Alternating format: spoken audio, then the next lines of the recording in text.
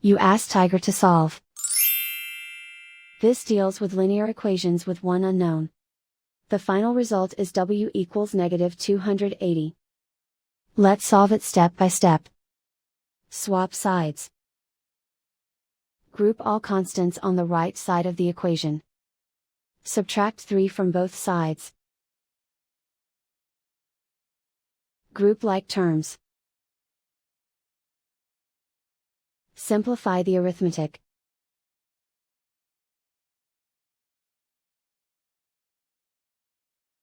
Isolate the w. Multiply both sides by inverse fraction 20 over -1.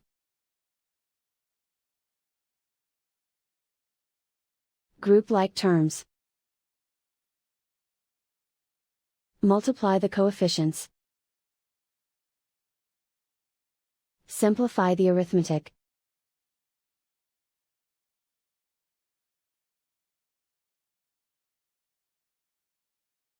And so the final result is w equals -280.